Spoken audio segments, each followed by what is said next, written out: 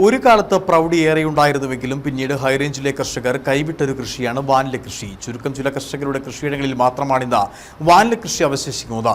വിലയിടിവും വിൽപ്പനയ്ക്കായുള്ള വിപണിയുടെ കുറവും കർഷകരെ വാനില കൃഷിയിൽ നിന്നും പിന്നോട്ട് കൊണ്ടുപോയി. വർഷങ്ങൾക്ക് മുമ്പ് ഹൈറേഞ്ചിലെ കർഷകർക്ക് ഏലത്തോളം പ്രതീക്ഷ നൽകിയ ഒരു കൃഷിയായിരുന്നു വാനില കൃഷി. വാനിലയുടെ അപ്രതീക്ഷിത വിലവർധനവായിരുന്നു കർഷകരെ കൃഷിയിലേക്ക് ആകർഷിച്ചത്. വലിയ തോതിൽ കർഷകർ പലരും വാനില കൃഷിയിലേക്ക് തിരിഞ്ഞു. എന്നാൽ നല്ല സമയം അധികനാൾ നീണ്ടില്ല. വാനിലയുടെ വില കുത്തനെ കൂപ്പുകുത്തി. ഇതോടെ ഹൈറേഞ്ചിൽ നിന്നും വാനില കൃഷിയുടെ പടിയിറക്കവും ആരംഭിച്ചു.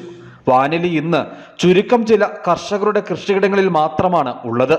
മുമ്പ് പൊന്നും വിലയായതോടെ കായമോഷണവും വാനിലയുടെ തണ്ടുമോഷണവും വരെ നടന്നു.